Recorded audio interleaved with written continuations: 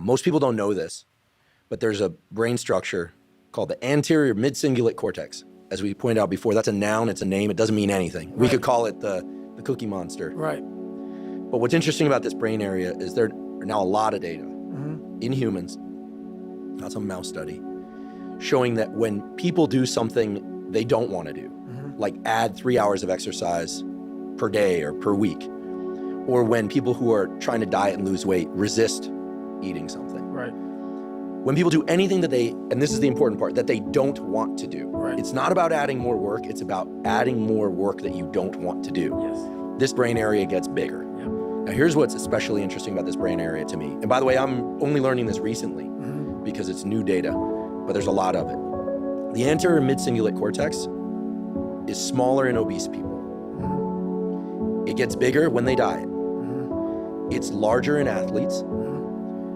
It's especially large or grows larger in people that see themselves as challenged and overcome some challenge. Right. And in people that live a very long time, this area keeps its size.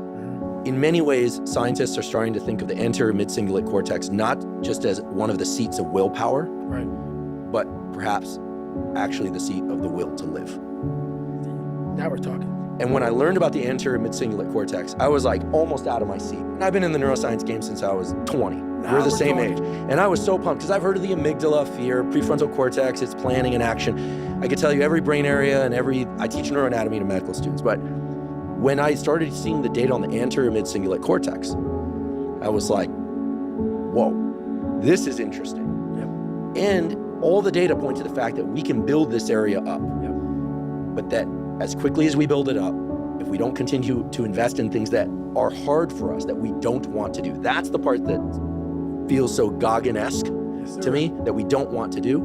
Like if you love the ice bath, yeah, I love the ice bath, you go from 1 minute to 10 minutes, guess what? Your anterior midcingulate cortex did not grow. None. But if you hate the cold water, if you're afraid of drowning and you get into water and put your head under, then your anterior and survive, then the anterior midcingulate cortex gets bigger. But if you don't do it the next day, or if you do it the next day and you enjoy it, because hey, I did it yesterday, woohoo, happy me, Merry Christmas, as you would say. Merry Christmas. Guess what? The anterior midcingulate cortex shrinks again. Yep. To me, this is one of the most important discoveries that neuroscience has ever made, because it's that I don't want to do something, but do it anyway. That's right. That grows this area. And it's almost like I have a friend, he's been sober 30 years from alcohol. And he always says, you know, the amazing thing about addiction is there's a cure. The problem is it only works one day at a time. Yep. And so you have to renew it every day. That's right. So the anterior midcingulate cortex, to me, when I learned about it, two things went off in my head. Whoa, this is super interesting. And two, I got to tell David Goggins about this. And I waited until now to tell you because I felt like, well, for obvious reasons, I wanted to tell you and I wanted to tell you here. Well, I love that because that's how I've lived my entire life. I didn't know anything about that. But people go, man, you have such a strong will. It's something that you build. Like, I never forget, I was on a podcast one time, and this dude goes, you were blessed with a strong mind. Like, the hell are you talking about? I was blessed with a strong mind. That's something that you have to develop. You develop that over years, decades of suffering, and going back into the suffering. That's why a lot of people who graduate Navy SEAL training, they want to know, like, I talk about it very openly all the time. A lot of guys don't want to go back into that water. They want to go back into the hard stuff. And maybe not anything hard in life. Once you get through it, it's like you become a POW. Like how many POWs you know want to go back to POW camp? None. When something sucks so bad in life, this is on this that we're talking about now, very few people want to go back.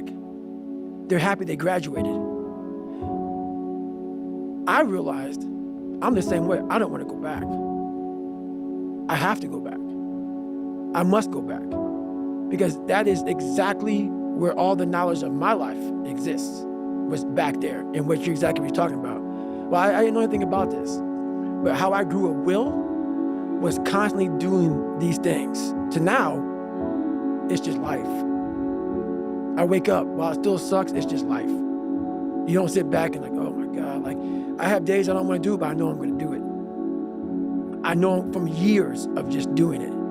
So that's beautiful, and this is why I came on here with you today. And I'm glad you're talking about this, because human beings need to hear this. They need to stop hearing these hacks on this and that. There's no fucking hack, bro. There's no fucking hack. Yeah, you may this and that and saunas and this, all this shit that it's great. There is no fucking life hack. To grow that thing, how do you grow it? Do it, and do it, and do it, and do it. That's the hack.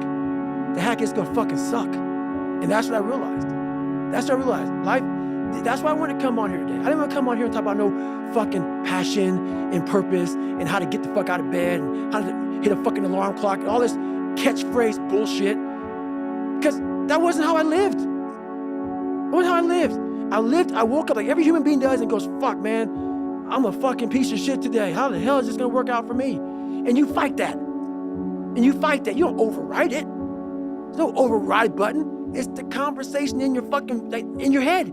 So how do you do that? We don't have enough of these conversations about the real conversation that every human being is having. And they have no idea how to get out of it, but they do. It's that shit right there, man. You gotta build your will.